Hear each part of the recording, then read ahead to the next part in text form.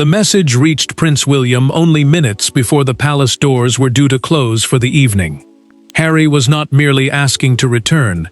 He had submitted a formal demand for renewed access to the royal household, while describing himself with a title connected to Prince Philip, a designation the late Duke had personally ordered never to be inherited, revived, or used as leverage. William read the final line twice. Then his restraint broke. Before we go deeper into what this really means for the royal family, make sure to subscribe so you don't miss a single update. William held the request, but the anger did not show. He read the signature, Guardian of the Crown. The phrase had once been linked privately to Philip's sense of duty, not to any legal rank or inherited office. In plain terms, it meant a personal responsibility to protect the monarchy, not a title anyone could claim. Yet Harry had placed it beneath his name as though it carried authority. The prince lowered the page and asked whether his brother understood what he had done. The answer came. Harry wanted renewed access to Windsor, royal duties, and recognition as a working family member. He had also attached a handwritten note claiming their grandfather saw him as a protector who could serve the crown from outside palace walls. That was the moment William's control cracked. Harry was not simply appealing to Charles as a son. He was using Philip's memory as pressure, turning private affection into a weapon against the institution the late Duke had defended. The future king pushed back his chair and stared at the forbidden signature. An aide suggested grief had shaped the decision more than ambition. William answered without hesitation. Grief did not give anyone the right to rewrite the dead. The room fell silent. Then the orders came. William commanded that the request be frozen. Every internal copy was to lose the disputed title, while the original was moved into a restricted royal archive, a secure collection for sensitive family records and constitutional material. No reply would leave until the wording had been examined, the handwritten claim verified, and Charles informed. But the king learned the truth sooner than expected. Charles received a copy before the restriction took effect. He saw Harry's name, then the 3 words beneath it, and stopped reading. For William, the phrase represented a direct challenge to royal authority. For the monarch, it carried his father's voice, his younger son's pain, and a warning buried for years. William had treated the title as a constitutional violation, but for Charles, those 3 forbidden words reopened a wound that had never truly healed. To understand why Harry's signature caused such fury, the title itself was not enough. The deeper danger lay in what Prince Philip had represented to both brothers. To William, he was discipline, endurance, and loyalty without spectacle. To Harry, he was something more complicated. A grandfather who understood rebellion but demanded responsibility. Now both men believed they were defending Philip's memory, and neither was prepared to surrender it to the other. William remembered the late Duke as the force who held the family steady when scandal threatened to pull it apart. He rarely offered comfort through soft words. Instead, he demanded composure, service, and the strength to carry pain without allowing it to control duty. That lesson mattered because the monarchy depended on restraint. One person's grief could not be allowed to reshape the rules protecting everyone else. Harry remembered something different. He had known a grandfather who respected courage, recognized anger, and understood the desire to challenge tradition. Yet Philip had also warned him more than once that personal suffering did not erase responsibility. The difference between those memories now stood at the center of the crisis. One brother remembered the warning, the other held tightly to the recognition. Harry waited in silence for the palace response, convinced the forbidden designation would prove that he still belonged inside the royal story. The phrase, Guardian of the Crown, sounded powerful, but it was not a legal title. It carried no rank, inheritance, or official authority. To him, however, it represented something deeper, a private promise that he had never stopped serving, even after stepping away. William felt betrayed by that belief. Harry had taken a memory shared by both brothers, and turned it into pressure against the institution they had been raised to protect. The future king did not see a wounded grandson seeking recognition. He saw a deliberate attempt to use Philip's name as a key. Charles finally asked his elder son to meet alone. No aides entered. No advisor recorded the conversation. The king turned the copied request face down and admitted that his father had once used the phrase during a private family discussion. But he had never granted it as a title, never promised it to Harry, and never intended it to become a source of power. William watched grief tighten the monarch's voice. Charles then repeated the memory preserved in a documented account from one surviving palace advisor. Philip had become deeply concerned that his words might someday be separated from their warning and used out of context. The king placed one hand on the page and spoke quietly. Harry had mistaken affection for appointment. William heard the sadness, but he refused to soften. The problem was no longer what their grandfather had said. The problem was what happened after he said it. The forbidden title had not emerged from nowhere. It had been born during one bitter night, when Philip issued Harry a warning the prince never forgot. Years before Harry's demand arrived at Windsor, a private family ceremony had ended in humiliation. The guests had departed, the music had stopped, and Prince Philip asked his grandson to remain behind. What followed was not a blessing or secret appointment. It was a warning. Yet one sentence spoken during that encounter would later be remembered differently by each man, and eventually become the foundation of Harry's attempt to force his way back. Harry had challenged the palace openly, after a private military remembrance ceremony, demanding to know why his ceremonial role had been reduced. The event honored service and sacrifice, but his place within it had been carefully limited. That mattered, because a ceremonial role was not simply a seat or uniform. It was a public sign of who still carried official responsibility on behalf of the crown. Philip waited until the family had left before speaking. He believed the younger royal was beginning to confuse recognition with service, and he feared applause had started to matter more than duty. Harry, already wounded, accused the institution of rewarding obedience while ignoring sacrifice. His grandfather did not soften. He answered that sacrifice lost its meaning when a man announced it every time he felt unseen. Harry felt the words cut deeper than any palace decision. He asked whether he would ever be trusted to protect the monarchy in his own way rather than William's. The question carried years of resentment. One brother had inherited the path ahead. The other believed every path left to him had been narrowed by comparison. Philip studied him before answering. He said, "Every royal man must become a guardian of the crown." The phrase sounded like recognition, but he immediately explained its meaning. It described a personal responsibility to defend the monarchy through restraint and service. It was not a title, inheritance, appointment, or source of authority. Harry heard the first sentence. He resisted the second. Philip removed his glasses as his grandson reached the doorway.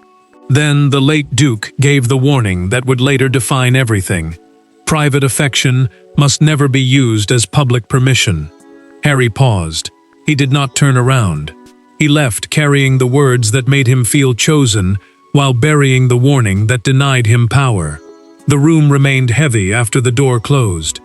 According to a documented account preserved by a senior palace secretary, Philip immediately dictated a confidential instruction. The instruction was a private written order intended to stop the phrase from becoming formal royal language.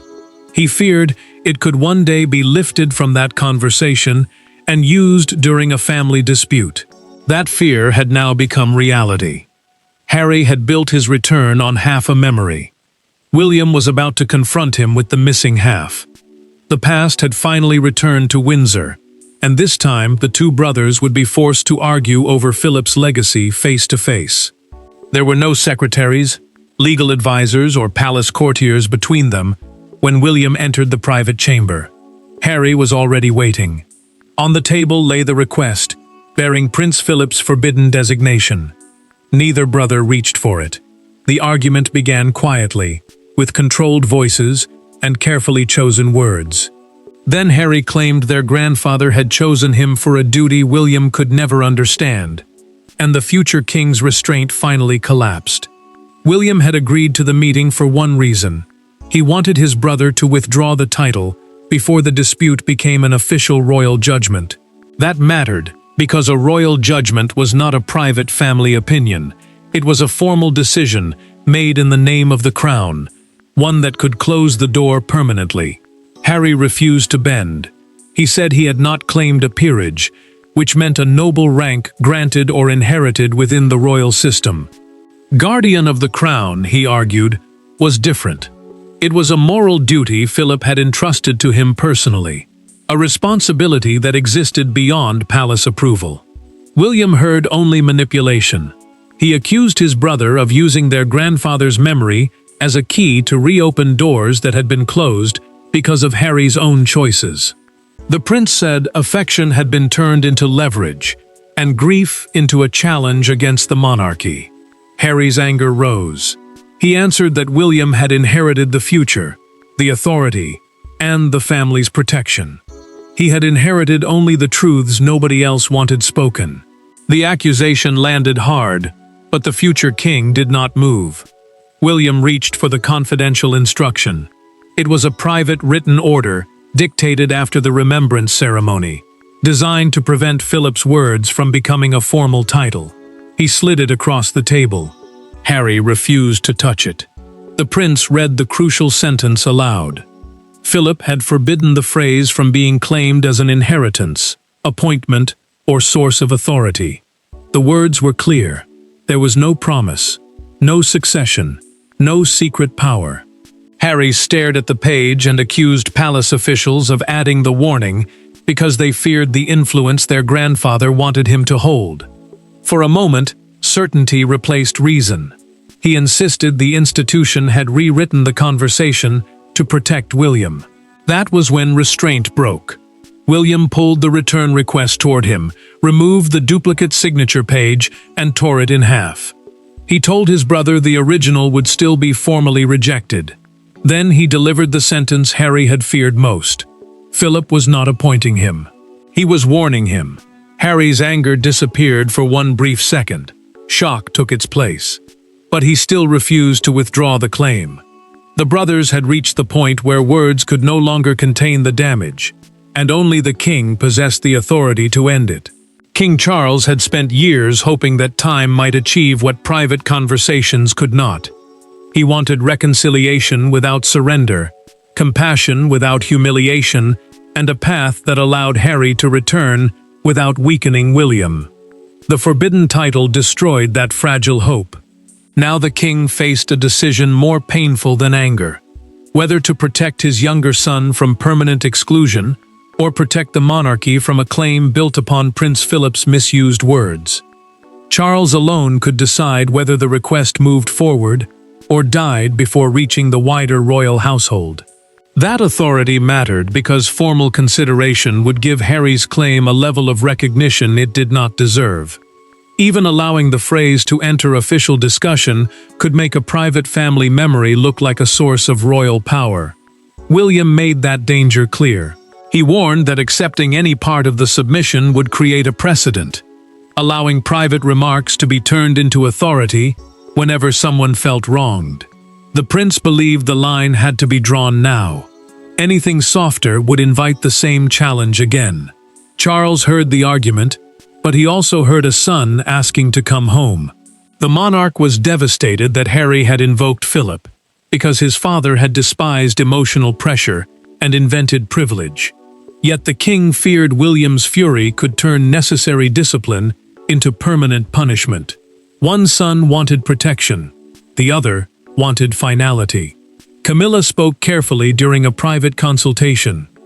She reminded Charles that the issue was no longer only Harry's return. If guardian of the crown was acknowledged, even informally, it could appear to create a rival source of royal legitimacy. The queen consort understood that legitimacy meant the accepted right to act with royal authority. Once confused, that right could damage the entire line of succession. A constitutional advisor then confirmed the harshest option. The Crown could formally declare the phrase extinct, meaning it would carry no recognized status in future correspondence, ceremony, or public representation. According to the written legal briefing, the decision would close every possible route for the designation to return. Charles lifted his pen. Then he stopped. The king asked everyone to leave. Alone, he read Harry's name again and stared at the space where Philip's words had been used as leverage. The silence stretched. Finally, the monarch pressed the pen onto the rejection and signed. William returned, expecting certainty. Instead, he found exhaustion. Charles told his heir that protecting the crown could still feel like losing a son. The prince lowered his anger, but not his resolve. Within the hour, the rejection was sent. Attached to it was a second order Harry had never expected. Charles had signed away the disputed title, but the punishment attached to that decision would strike Harry far harder than the words of rejection. Harry expected his request to be challenged. He did not expect the palace to close the final channel that still connected him privately to Windsor. The king's order rejected the forbidden title, denied the demand for a restored role, and suspended the confidential family access Harry had retained for emergencies. As he reached the final paragraph, his anger vanished. For the first time, he understood that this was not another warning. It was a consequence. Harry read the official decision again. Guardian of the Crown had been declared a personal expression linked only to Philip's service, not a hereditary, ceremonial, or constitutional position. In simple terms, it gave no one the right to inherit authority, appear in royal ceremony, or act on behalf of the monarchy. The rejection went further. Harry's request for renewed access to Windsor had been refused because he had submitted it through a disputed designation that challenged established royal authority. He had tried to turn a private memory into an official key. The palace had now broken that key in public and in law. Harry's first reaction was fury. He accused William of shaping every line and pushing Charles toward the harshest possible outcome. Then he reached the final page and saw his father's signature beneath the order. The anger weakened. His certainty collapsed with it. William received confirmation that the decision had been delivered. The prince had demanded firm action, yet victory brought no relief. He left his advisors behind and stood alone, knowing the order had achieved what years of arguments could not.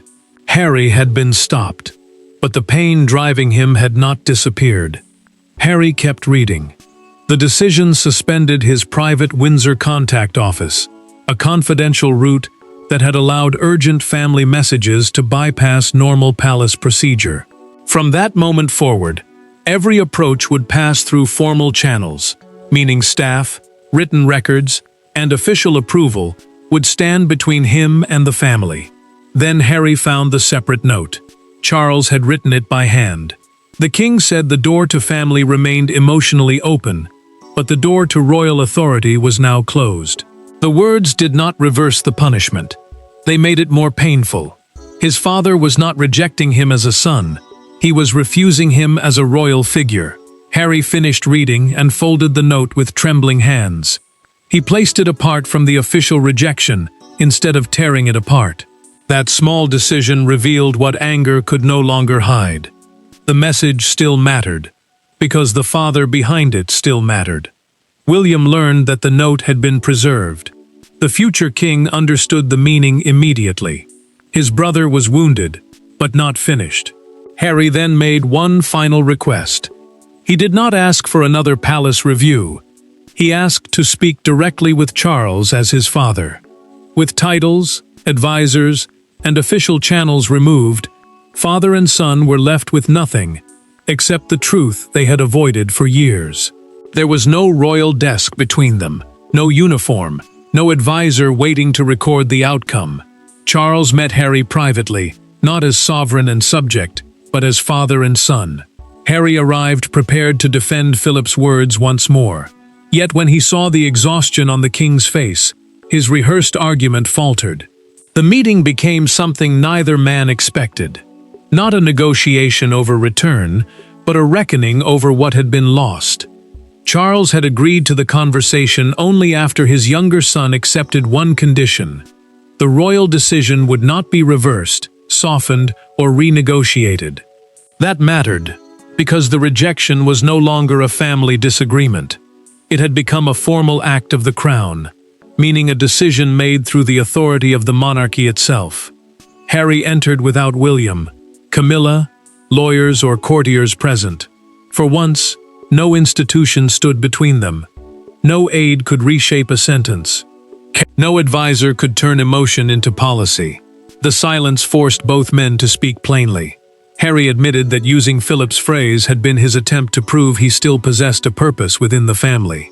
He said he had spent years being treated as though leaving royal duty meant losing every part of his identity. The title, forbidden or not, had felt like proof that his grandfather once saw value in him. Charles listened without interruption. Then the king answered that purpose could not be recovered by claiming authority another man had deliberately refused to leave behind. Philip's affection had been real. So had his warning. One could not be remembered while the other was erased. Harry's expression changed when his father revealed the rest. According to a private conversation, later preserved in a documented family account, Philip had spoken to Charles after the Windsor confrontation. The late Duke feared his grandson would remember the praise and reject the correction. He worried those words would one day become a weapon. The truth finally broke through. Harry admitted he had always known Guardian of the Crown was never an official title. He had used it because he believed forcing the palace to recognize the phrase would also force William to recognize him. He had not been fighting only for access.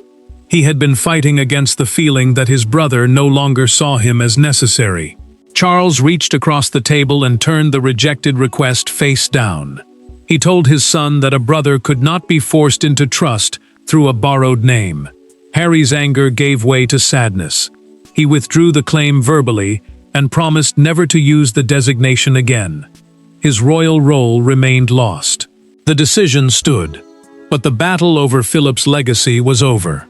Inside the room, the dispute had ended with painful honesty. Outside it, the world was preparing to turn that grief into a royal spectacle. By morning, the private conflict had become a national argument. Some saw William as the defender of royal order. Others saw Harry as a wounded grandson, clinging to the only language of belonging he still possessed. Yet one image dominated every broadcast. The gates of Windsor closed beneath a newspaper headline announcing that Prince Philip's forbidden title had been extinguished by royal command. The family's pain had become public property.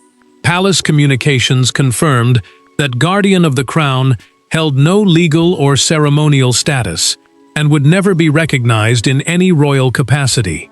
A ceremonial status is an official place within royal events, duties, or public representation. The statement also confirmed that Harry had withdrawn the wording, but it gave no details about his private meeting with Charles. William's supporters praised the decision as proof that the future king could protect the monarchy even when the threat came from someone he loved. They argued that private memories could not override constitutional order, because the crown would become unstable if affection could be turned into authority. To them, the prince had chosen discipline over emotion. Harry's defenders saw something darker. They argued that personal estrangement and institutional power had become impossible to separate. He had lost access, recognition, and the last private route into Windsor, all while trying to prove that he still mattered to the family. His mistake was serious. His punishment felt final. A major broadcaster then delivered the phrase that changed the public debate. During a live morning bulletin, the dispute was described as the moment William chose the crown over his brother. The title controversy was no longer being discussed as a technical question. It had become a test of what kind of king the prince might one day become. Harry answered with silence. Palace staff had prepared for a statement, an interview, or another public challenge. Nothing came. His refusal to strike back revealed more than any denial could have done. Something decisive had happened in that private conversation with Charles, and the younger son had accepted an ending he once believed he could overturn. Outside Windsor Castle, a crowd gathered beside the Long Walk as the evening newspaper appeared. Its front page carried 6 words: "Philip's name cannot be used as a key." An elderly veteran read the headline, folded the paper carefully, and said, "Duty could not be inherited through anger." William saw the same words before a public engagement. The future king closed the newspaper, steadied himself, and walked forward without answering a single question. The noise outside Windsor demanded a winner, but the final verdict would reject both Harry's claim and the idea that Philip's legacy belonged to any one man. The final declaration did not grant victory to William, humiliation to Harry, or ownership to the institution. Instead, it restored Prince Philip's words to their original meaning. Guardian of the Crown was formally recognized as a description of service, never a title, office, inheritance, or source of power. Harry's claim was withdrawn. William's order remained. Charles's decision became final, and the monarchy emerged with a painful lesson about loyalty, memory, and the danger of borrowing authority from the dead. The palace permanently recorded that Philip had created no inheritable designation and appointed no successor to such a role. An inheritable designation would be a title or position passed legally from one person to another. The final record made the truth unmistakable. His phrase described duty, not ownership, and no family member could ever claim authority through it again. Harry's request for renewed official access remained rejected. Yet Charles separated that decision from their private relationship, making clear that constitutional discussions concerned royal power, while family conversations concerned love, regret, and forgiveness. The king would not reopen the path to authority, but he refused to pretend that fatherhood had ended. William accepted that defending the crown had required firmness. Still, the prince admitted during a recorded private conversation with Charles that anger alone could never rebuild trust. He had protected the monarchy's boundaries, but he also understood that defeating his brother's claim was not the same as healing the wound between them. Harry finally accepted responsibility. He acknowledged in a written message that he had presented a personal phrase as though it carried formal authority. The younger royal did not regain his role, his access, or his former influence, but he stopped fighting the final decision, and that surrender ended the battle Philip had feared. Charles then ordered the original instruction and the full documented account of the Windsor conversation to be preserved together. No one would ever again repeat the praise while hiding the warning. The monarch also ruled that private family memories could not support future royal claims, unless confirmed through established constitutional authority. Then one final message arrived. Harry wrote to William, "I should not have used his name that way." The future king read the words, placed his phone down, and answered only, "I know." Charles learned that the reply had been sent. The king closed the family file and allowed himself one quiet breath.